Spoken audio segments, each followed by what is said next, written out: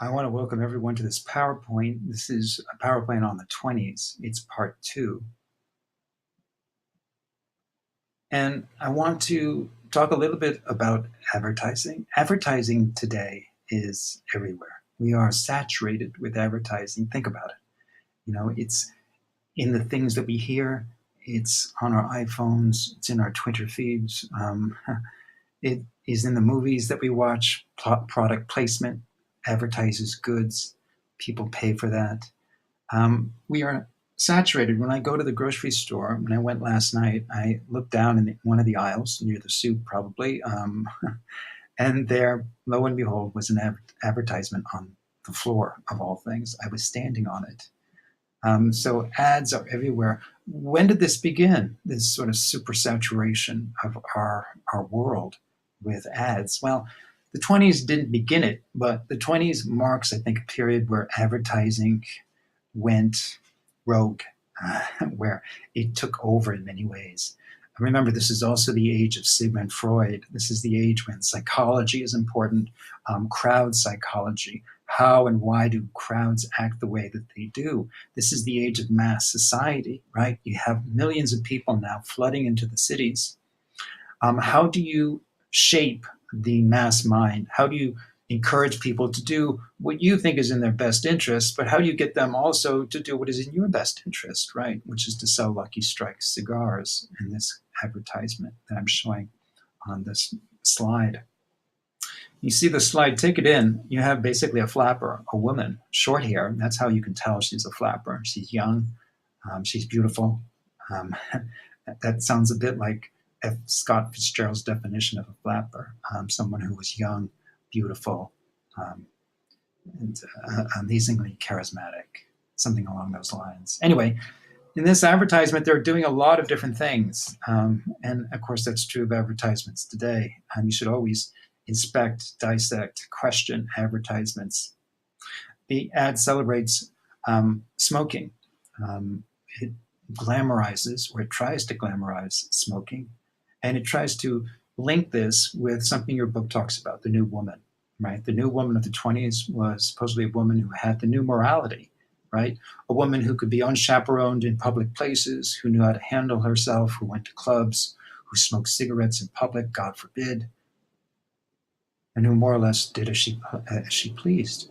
In this image, they're trying to again link the new feminism, the new woman, with a mass-produced product, Lucky Strikes, and to show how glamorous it is. They want you to think of a cigarette when you see a flapper, especially beautiful flapper.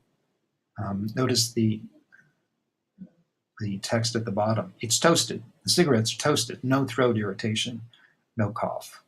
In many of the ads, cigarettes were advertised as being healthful. Okay, so even at the very beginning, ads were also spreading misinformation.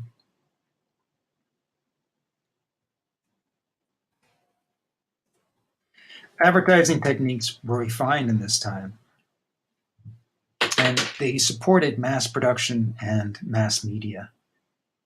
By mass media, we mostly mean newspapers, journals, and movies, and the radio.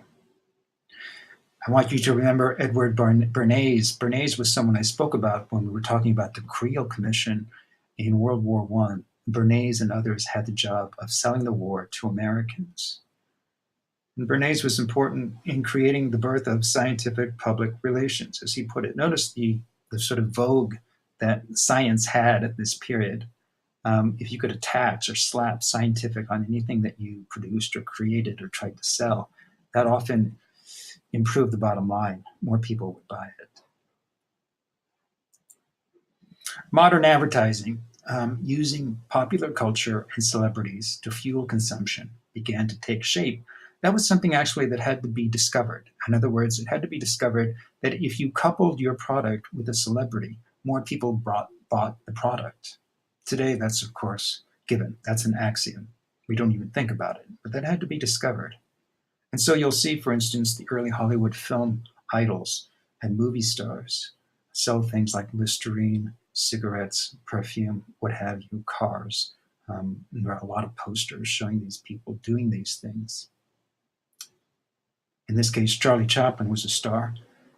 He sold Lucky Strikes as well.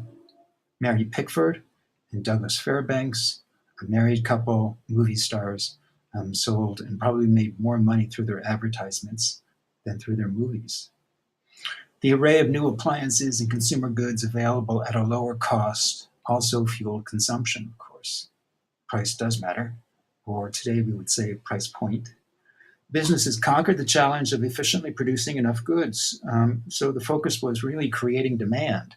How do you manufacture demand? How do you create demand when people don't really need something, right? So you have to also instill in them discontent. Discontent becomes a big business, and of course it still is. Advertisers need to show people that their lives are poor because they lack a product or a service. That was true in the 1920s, and of course that's true today. So here's another ad. You see a woman, a well-dressed woman, upper middle class, with a fur cape around her shoulder, a smart hat cocked at an angle on her head, in this beautiful red dress that comes to about mid-calf, and you see her with a cigarette in her hand. So ads legitimized consumption. It fed sort of the desire to keep up with the Joneses or to become one of the Joneses. And it was important to connect your product, whatever it was, even if it was a power tool. You had to make it look glamorous. You had to connect it with a celebrity, and you had to, of course, sell it as modern, being modern, keeping up. Advertising in the 20s included radios. Not only did radios sell goods, but radios were sold at an amazing rate. My great uncle, for instance, built his own crystal set. That's an early form of the radio. He was quite proud of it. You could buy these kits in the 1920s, and you would have a radio that actually functioned. So here, an Atwater Kent radio is being advertised. Read the headlines of the air and choose whatever you like best.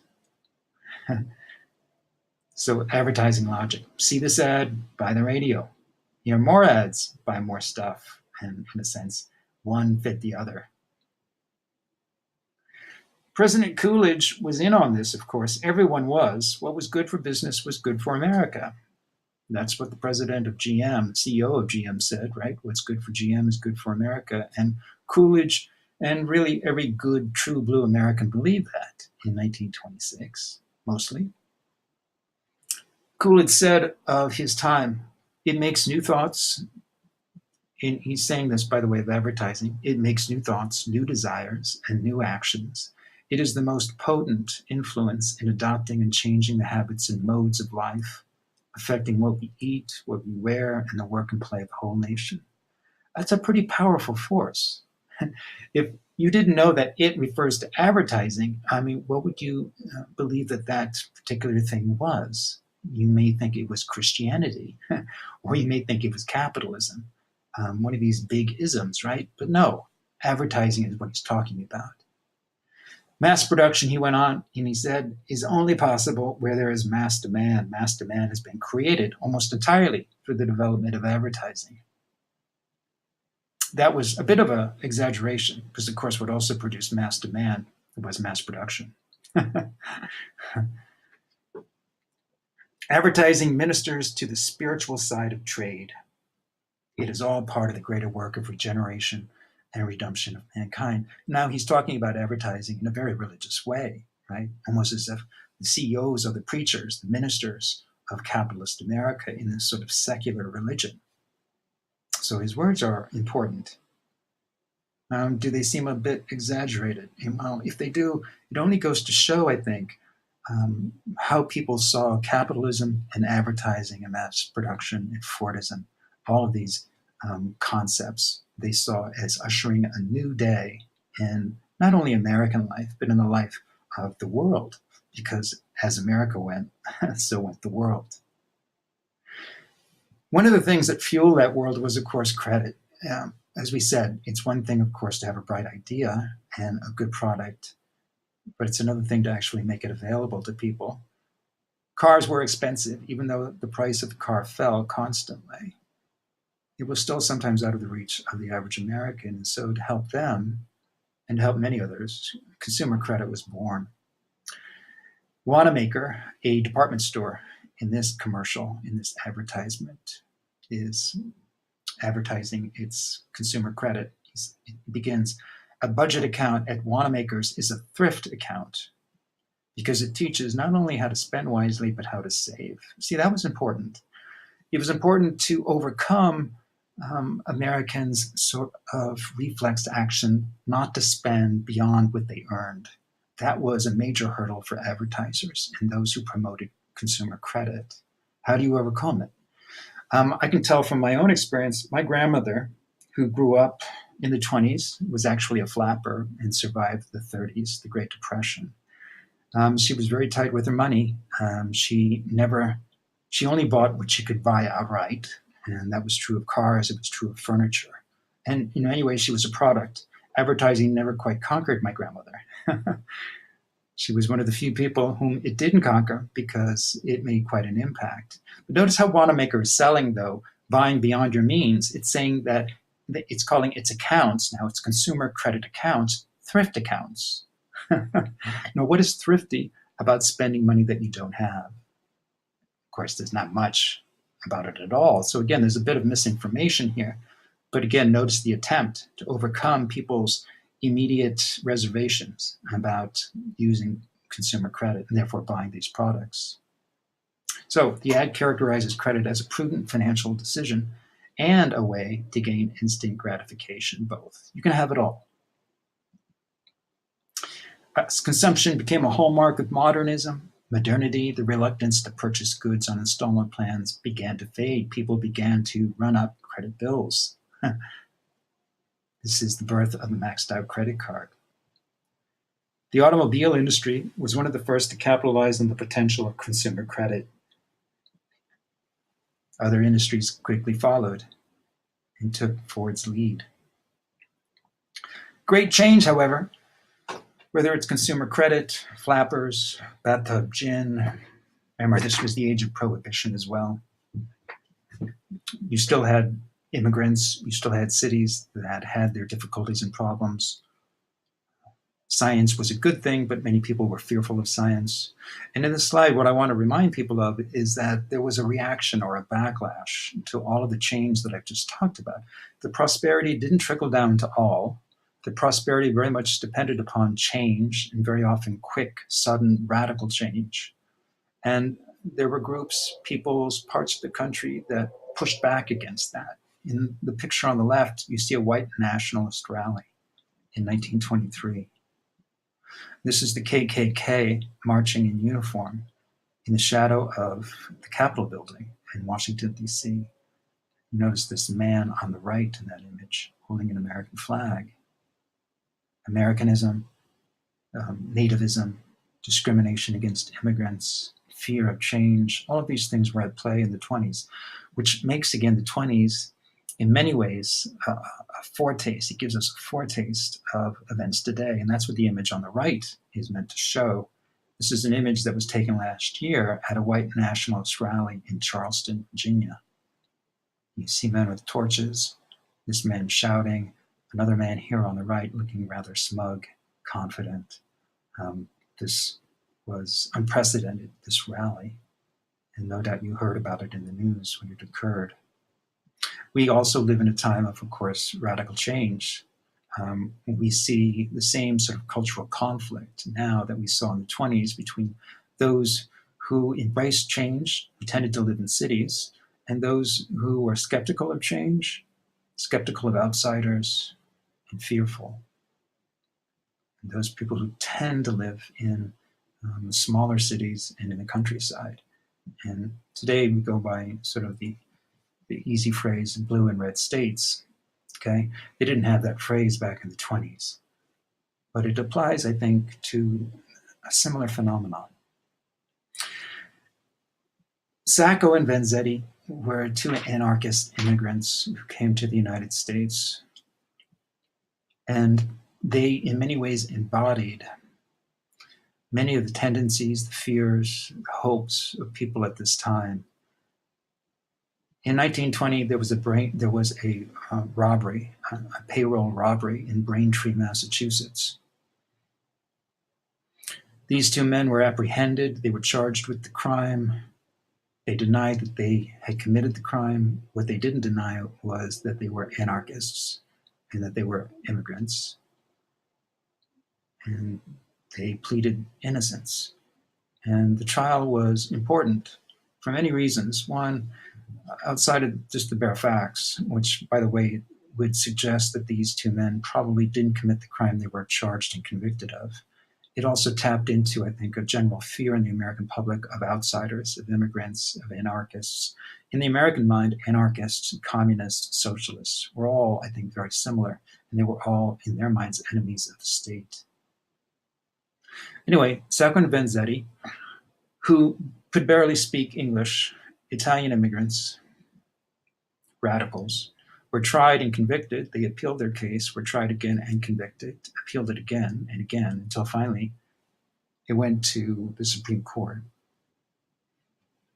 At each point in the retrials, in the appeals, they were convicted again. Meanwhile, of course, the country was fastened on this story. They were mesmerized by it. And the country very much divided down the middle in terms of supporting Sacco and Vanzetti in their attempt to gain their innocence, and those who felt that they were clearly guilty. In many ways, the case divided America. It's similar, I think, a little bit to the Simpson case, if you're familiar with that or you've heard about it, the O.J. Simpson case. He was accused of killing his wife. And in many ways, the case ballooned into something much larger than simply trying to determine whether he was guilty or not. It brought in America's feelings about race, about privilege, about celebrity. And in many ways, Sacco and Vanzetti brought in other issues that really probably were not relevant to the facts of the case, their guilt or innocence. In any case, eventually they were executed in 1927. And by that time, the two men were recognized around the world. There had been demonstrations in London, in Paris, as far away as South Africa, mostly in favor of the two men and hoping that they would gain their freedom. They never did, and they were killed. Many people came forward and argued in their favor. Einstein was one, for instance. Many artists, novelists, the left, to call it that, came out and supported Sacco and Vanzetti. This is one of those demonstrations. This is in Trafalgar Square in London, calling people out to protest against the death sentence against the two men. And afterwards, there was, and even during really the retrials and the appeals, there's a whole library of literature that was created around the case. This is one of those books by Bruce Watson, The Men, the Murders, the Judgment of Mankind, Sacco and Vanzetti. The two men wrote letters to each other, and those letters have been collected and also presented in a book. You can look and you can find that book in our library at Santa Monica College or Los Angeles Valley College. Another important case that again points up this division within the country, between the country and the city, between the urban and the rural, between the sophisticated, you might say, or the self-described sophisticated, and the more provincial, simpler America. That divide was really embodied in the Scopes monkey trial of 1925. It involved this man, John Scopes, a young teacher in Tennessee, in Dayton, Tennessee. He had admitted to the school board that he taught Darwin's theory of evolution. A few months before, a law had been enacted in Dayton called the Butler Act that made the teaching of Darwin's ideas illegal. He came forward, assisted by the ACLU, the American Civil Liberties Union, and declared openly that he had taught evolution. And of course, it was an attempt to decide something larger and to have a greater debate, not simply about this particular law in Tennessee, but a debate about evolution and about religion and the place of both in American society in the 1920s. So it was about evolution, the teaching of evolution, but it was about much more, of course. And it pitted two men who were about as different as you could imagine. On the left, Clarence Darrow, a Chicago lawyer who had been famous in many other cases before then, a famous trial lawyer. And then on the right are Mr. William Jennings Bryan. Um, we had come upon Mr. Bryan when we talked about populists. He was the Democratic nominee in the 1896 election. He gave the famous Cross of Gold speech. He had become Secretary of State under Wilson. He had run for the presidency 3 times. He was a seasoned warrior. And he, in this particular trial, was the advocate of religion in sort of old time America. And the two squared off. You'll find in our course website a primary document, a transcript of the back and forth, the interrogation of Darrow and Bryan. It makes for fascinating reading. And it created a debate that is still very much with us today, I think. Today, we don't talk so much about evolutionary theory. It still can cause a controversy in America. But global warming, in many ways, I think, divides the country in a similar way that Darwin's evolutionary theory did. In any case, these trials, again, underlined the cracks and the fissures in American society quite clearly. And those gaps and chasms began to not only become defined, but began to pull apart more and more, so that in a sense, there were two Americas at least. Your book also talks about, of course, the new woman. We saw the new woman when I talked about advertising. I showed you a flapper. The new woman, here's a whole group of them. My grandmother was a flapper. I remember seeing a photograph of her in I think it was 1922.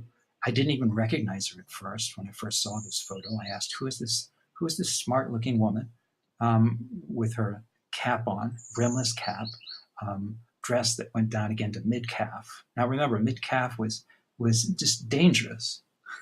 Dangerous because you were revealing, exposing so much of the ankle that was, in the eyes of many men, illegal. It was, well, of course, men said that when they were interviewed. Privately, they probably felt very differently. But it was revealing much more of a woman's leg, let us say, than had been revealed in earlier times. Not only did these women gather together like this, for instance, in their fashionable clothes, but they smoked.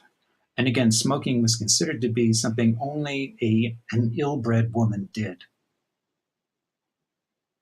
You see in this picture on the right, notice, for instance, the sort of rectangle of cloth, a belt is sort of around this woman's waist. Notice how low it is. The clothes, the dresses of the flappers tended to be hipless, right? You see her bodice there, it's low cut. That was also a sign that she was sort of edgy and hip. And of course, the haircut and the cigarette clinched the matter. This image that I've just shown you is there to act as a contrast, really, to the flappers, to show you that just a few years earlier, that the fashion was what you see on the right. It was a wasp-waisted dress, very tight, and then sort of a wider bosom, a sort of larger flowing nether area, to put it that way. But you see that the waist was accentuated. It was very narrow. In the flapper dresses, the waist isn't accentuated. And in fact, the women tended to look boyish. And for that very reason, people would often ridicule them for being genderless. Okay. There was also, besides the new woman, there was so-called new Negro. And I use the term Negro in quotes because that's more or less what African-American leaders called Blacks or African Americans, Negroes. It wasn't considered a derogatory term then. Okay, that of course has changed. We know that after the war, World War I, there were post-war riots. And we know that many African Americans flooded to the North under the new immigration looking for wartime jobs in wartime industries. And once the war ended, they remained in those cities, but they remained in ghettos. They remained in particular parts of cities like Detroit, for instance, in Chicago, in other places. So even though they had moved and were in a sense a part of this sort of new American economy that was beginning to appear, they were still very much balkanized. They were very much isolated within these larger urban places. The Harlem Renaissance is where you would find the new Negro, and the center of it, of course, was New York City, upper part of New York City, above 110th Street, if you're familiar with the city. And this is where an amazing renaissance occurred of writers, of actors, of painters, you name it. All of them began to congregate in and about Harlem. Some of the figures were important: McKay, Claude McKay, Langston Hughes, Nora Zeal Hurston. That's the image of the woman on your left.